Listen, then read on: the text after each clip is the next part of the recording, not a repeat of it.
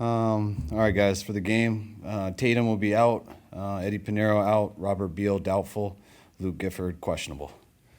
Go ahead.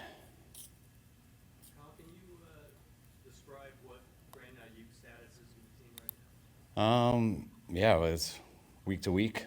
Hoping he can clear all the markers so he can come back and start his practice window. now? Has he missed either meetings or workout sessions or rehab things, anything that would have upset the team in any way or would have led to him? Have you removed his bonus for next season, the option bonus? Yes, that happened back in July though, so that was other things. But as far as like missing meetings, things like that, any injured player or people are on IR or doing rehab, like their schedule's totally different than the rest of the team. So sometimes they're involved in meetings, sometimes they're not at all. I'm not gonna go through each thing with them, but anytime a guy's on IR and stuff, they're not in the daily routine of meetings. But he has missed them. Yeah, he's missed them. There's been other people on our team that have missed meetings before, but that doesn't have anything to do with his contract. So there still is potential that he could return and play games? Oh, yeah. Yeah. Is the team and him on the same page in terms of where he's at from an injury perspective? Like, does he think he's ahead of where you guys do, or vice versa? I can't tell you that. I'm not getting much dialogue just personally between him and I, and I've been told that it's week to week. So each week I wait to see if he's ready to come back for practice, and haven't got that answer yet. Is he medically cleared by you guys, or? No, he's not. Yeah, there's still markers he's got to pass. Do you think that he's motivated? Does the organization feel that he's motivated to come back and play this season? I don't think that really matters. I think everyone might have a different opinion of that. I've known with the contract stuff that happened back in July, I knew it was going to be a while for him to come back. I was hoping to get him back around this time, and we've kind of been going about that, like coaching the team. I don't really deal much with injured players. I was told a few weeks ago he was getting closer, and we haven't made progress in that way so far. So from my standpoint, I'm just waiting for him to get back to practice. Why his guarantee was voided? No, I can't. I'm sorry, maybe it's the same question I couldn't hear, but you want to get into specifics. So what happened in July to cause that voiding? I'm not going to get into specifics of that. There was a number of things from July that, to me, is more of a business side, dealing with lawyers and stuff and contracts and stuff that is really not my area of expertise. This is a guy, obviously, the team felt, and you felt good enough to give a very large contract not very long ago. Is there disappointment that it's gotten to this with Brandon and the 49ers? Yeah, of course. I've been coaching over 20 years, and I've never been in a situation where a contract's been voided, so it was extremely unusual to me. And personally, I mean, I imagine you were very in support of him getting a new contract.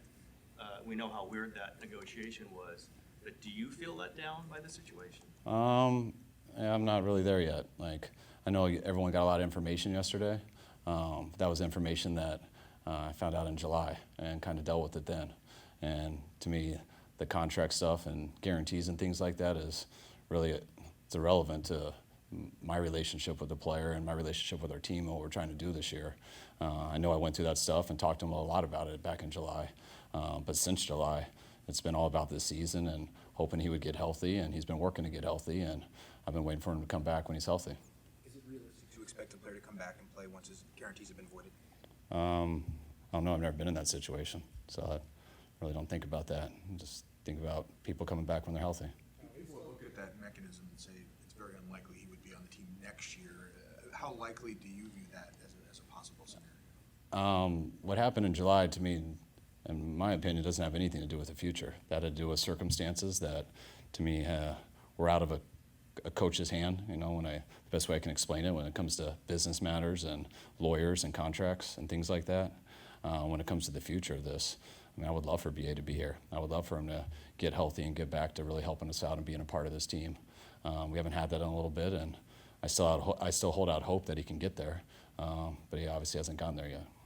So the voiding of his contract, can you say in any way if it was tied to any sort of conduct or behavior from him? No, I think you can figure that out on yourself. I mean, it takes a lot of things to get a contract voided. I didn't even know, honestly, I've never dealt with that in my career. I've been in any building that's had that, so it was unusual, but that's stuff that I can't get into right now. Brandon and you had Debo, both in their 20s, both highly productive players. The idea that obviously Debo's been traded, and we don't know what's going to happen with Brandon after this season. Is there some sense, like, does it feel like a loss? Does it feel like something really weird happened here to get to this point, or is it a natural occurrence? Like, how do you just? These were two really important players for this team that may not. One of them already is gone. Do you just have any sense on what's happened here? I mean, I think in Debo's case, I think it's very hard for teams in the NFL to keep two very high-priced receivers. And I think both of those guys were like that when they hit their market. So that's why you don't see that on many teams. So I think that's pretty normal. What you guys found out yesterday, or that was public, I know that's unusual, so I get all those questions about it. But that is something that happened 3 or 4 months ago, whenever that was, and something that's been completely out of sight, out of mind in terms of a contract. The only thing I've been thinking about is hoping he can get healthy and come back and play for us. I think it was early in training camp. You spoke to Brandon, being engaged, in the team meetings, being around the team. What changed? You'd have to ask him that. Is he still doing rehab in the mornings, Kyle, and then getting out of here? Is he going to meetings at all? Not meetings, but I didn't check today. I know he was at rehab yesterday, though. Is there any concern about him as a person? The story yesterday mentioned that some of the other players have reached out to him to try to kind of bring him back into the locker room. Yeah, I don't think it's the right platform to talk about concerns for a person, but concerned about all people on our team. And we do care a lot about BA, but rather not talk about that. When you were saying he was kind of engaged with the team, was that born of a conversation that the team had to have with him? And is that what sparked, or like what is the difference? You'd have to ask him that. But no, he was a lot more involved in stuff back in training camp and things like that. It's a long year when you guys rehab. We start to go through our game plan meetings, which is why a lot of guys on IR aren't involved in many meetings until they get closer to play. And we hope that he's getting closer to play, but he hasn't got there yet. How do you feel about just what you have going in Monday night that you've had for the last couple months in terms of the receiving corps? Looks essentially at full staff now then without Brandon.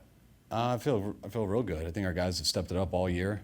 We've been in a lot of tough situations, especially earlier on. When we lost Ricky, Juwan not being healthy, D-Rob on a suspension. So I think guys, KB, Sky, all these guys have stepped it up big time. Even the tight ends, with Kittle going out, Luke stepped it up, and I think JJ's at his healthiest point right now that he's been all year, which is awesome. And getting Ricky back last week is a huge step for us. He hasn't been on the injury report, but it seems like he's playing a little bit better. Is it because his health has gotten better? Yeah, no doubt. He had a serious injury back in training camp. I think he missed like 3 weeks and got cleared for week 1. But like you guys been doing all this long enough too. Usually when a guy misses camp because of injury, it takes him a while, and he's battled through that. I know he played through a lot of stuff early on, getting back. But I really feel now he's playing at his highest level, the best he's been all year, and I've seen him improve here over the last 4 weeks. A random question I'll just ask. You've always deferred when you win the coin toss, go on defense first. At this point, with all the injuries on defense and all your offensive guys mainly coming back, would you think about taking the ball first if winning the coin toss, or is it just strictly you're going to defer and take the ball to start the second half? Well, I usually side with the analytics of what gives you the best percentage to have the most possessions. If we got really worried about the other team scoring first, and we thought being down 3-0, 7-0 was the biggest difference, then I would defer. Then I would choose to have the ball. I don't think really in any absolutes, but it is hard to convince me that the best chance to win is the best percentage of having the ball the most. I have a McCaffrey question, an Ed McCaffrey question. I know that you admired him when you were a teenager. Were you thinking at that point that this could be somebody that I could be in Ed McCaffrey, in 10 years, that sort of thing? I did, because I didn't know enough about football. I idolized Ed and Rod, but that ship sailed, I think, when I was an insecure, very skinny junior, and I was talking to Ed and thinking he'd make me feel better, and I was like, man, how much did you weigh in high school? You were pretty skinny too. When did you get all big? And he's like, oh, I was a tight end in high school. I had to lose weight when I went to college. And that's when I realized, even though I should have on my own, that we're not at all the same guy. You mentioned that the team's obviously better with Brandon Ayuk. How frustrating is it when the business of the league overrides the sport? I don't know. I mean, it's any time you have a good player that that has been a part of this team that guys have really loved, and coaches included, and it's frustrating that's not happening right now. And but when you talk about like now and stuff, that's what I kind of went through some of this frustration back in July. I thought after we went through that, I thought things went pretty well, though, that we would have a chance for him to come back and play for us, and still holding out hope on that. It'll be July before training camp. Yeah, right when training camp started. So whatever that date is, it's that week of July. The conversation you had with him, the focus was to try to eliminate as much of the distraction of his contract situation from the team. What, Try to, from when? when you had that conversation with Brandon in July, about his contract situation, was your focus on trying to eliminate that as a distraction? Yeah, I think it's, it was a while ago, so, but no, it was more just when big things happen, you want to talk to guys about it, see where they're at about it, catch up on it, like understand what's going on and get on the same page, and I think that's really what it was about. All right, thanks guys.